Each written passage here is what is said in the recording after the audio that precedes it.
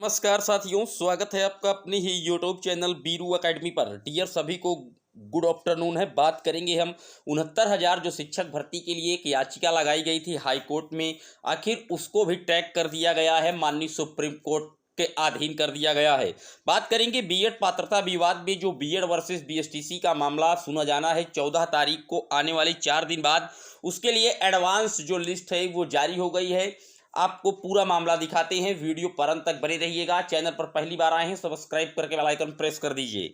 आइए आपको दिखाते हैं। पहले जो आप देख पा रहे हैं, आपकी स्क्रीन पर लगा हुआ है, ये 69,000 शिक्षक भर्ती को जो है कहीं ना कहीं जो 69,000 शिक्षक भर्ती का नोटिफिकेशन आया था 5 दिसंबर, अरे 5 जून 2018 वाला जो गजट था, उसी के जस्ट जो है बाद ये शिक्षक भर्ती आई थी। तो जब गजट जो है राजस्थान की जोधपुर हाई कोर्ट से रद्द किया गया था, तो उसी के आधार पर 69,000 शिक्षक भर्ती को पूरी तरीके से रद्द कराने के लिए एक इलाहाबाद हाई कोर्ट में एक रिट लगाई गई थी। ये आप देख पा रहे हैं, उसी का रिट नंबर दिखाया जा रहा है। राजवसु आर्या जी के द्वारा ये रिट लगाया गया है और एडवोकेट मोहनलाल शर्मा जी हैं, आप देख पा रहे हैं। तो जो हाई कोर्ट था, इस पर जो सुनवाई हुई थी पिछले 6 तारीख को, अब इस केस को माननीय सुप्रीम कोर्ट के केस के साथ जो है वो कहीं ना कहीं जो है लिस्ट कर दिया गया है। इसमें ये बातें मेंशन हैं कि जो सुप्रीम कोर्ट का आदेश आएगा, उसी के हिसाब से हम इस वैकेंसी को ट्रेंड कराएंगे। अगर यहाँ से राजस्थान का जो डिसीजन है, जोधपुर का डबल बेंच का जो कि अब राजस्थान में बीएड साथियों को प्राथमिक लेवल से आउट किया गया था, अगर ऐसा कुछ डिसीजन माननीय सुप्रीम कोर्ट के द्वारा आता है, तो 69,000 जो शिक्षक भर्ती है वो भी खतरे में पड़ सकती है, क्योंकि उसी गजट के आधार पर ये 69,000 शिक्षक भर्ती हुई थी। तो इस केस को माननीय सुप्रीम कोर्ट के साथ जो है केस के साथ लिस्ट कर दिया गया है। अब बात कर लेते हैं बीएड वर्सेस बीएसटीसी मामले की। तो आप देख पा रहे हैं, इसकी जो एडवांस लिस्ट है वो आप जारी हो गई है। ये आप देख सकते हैं, देवेश शर्मा जी के द्वारा ये रिट जो है वो लगातार यूनियन ऑफ इंडिया के द्वारा जारी लगाई गई है। इसमें इसका जो एडवांस लिस्ट है वो अभी लगभग 1 घंटे पहले जारी हुई है, लेकिन जो फाइनल लिस्ट है वो आज शाम तक जारी हो जाएगी। उम्मीदें यही हैं कि इस बार जो 14 तारीख आने वाली है, बिल्कुल हर हालत में इस केस को अब समाप्ति की ओर दिखाया जा रहा है। आप देख पा रहे हैं, आपकी स्क्रीन पर पूरा ये रेट का जो एडवांस लिस्ट है वो जारी हुई है, जिसको आपकी बिल्कुल स्क्रीन पर दिखाया जा रहा है, आप देख सकते हैं।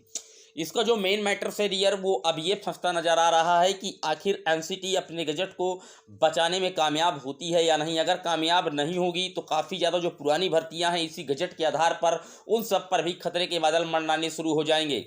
अब देखने वाली बात होगी कि इस केस को जो हैंडल कर रहे हैं नरसिम्हा जी और वेलायम त्रिवेदी जी, इस केस को सुनेंगे 14 तारीख को। सारी जो पार्टियां हैं उनको अब किसी भी प्रकार का कोई मौका नहीं दिया जाएगा, क्योंकि जितने भी पक्ष थे, जितने भी इसमें एविडेंस थे, सभी को मौका दे दिया गया है माननीय सुप्रीम कोर्ट के द्वारा। अब कोई ऐसा पक्ष नहीं है जो ये कह सके कि अभी हमें अपनी एसएलपी दायर करनी है या कुछ और सुझाव देना है, क्योंकि सभी को पिछली जो सुनवाई हुई थी उसमें नोटिस जारी हो गई थी।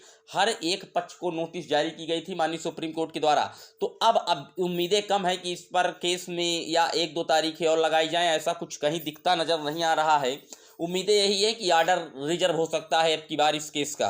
अब देखने वाली बात होगी कि बीएड प्राथमिक पर बना रहता है या बीएसटीसी का प्राथमिक में सिर्फ कब्जा होगा। ये 14 तारीख की सुनवाई पर, सबसे बड़ी अहम सुनवाई पर मामला चलेगा कि आखिर ऊँट किस करवट बैठता है।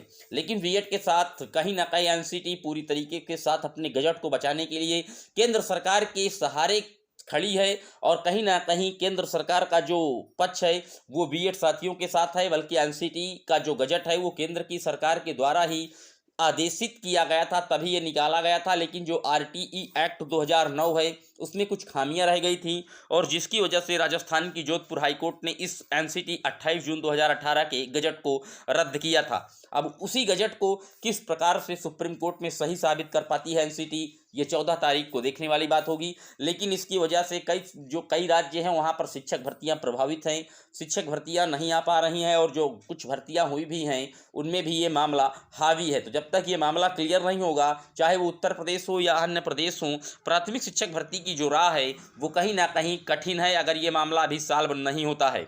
लोकसभा का चुनाव लगा है, उम्मीदें यही हैं कि इस केस को अभी तुरंत जो है सॉल्व करने में कहीं ना कहीं अगर किसी पक्ष के एक पर्टिकुलर पक्ष पर कोई ऑर्डर्स आता है तो दूसरा जो पर्टिकुलर पक्ष है उसको नाराज नहीं करना चाहती है, क्योंकि लोकसभा का चुनाव है। सरकार तो अब देखने वाली बात होगी कि सरकार की इस पर क्या भूमिका रहती है। माननीय सुप्रीम कोर्ट इस पर अपना क्या निर्णय सुना भी पाता है, ऑर्डर रिजर्व भी कर पाता है, या 1-2 तारीखें और इस पर बढ़ाता है।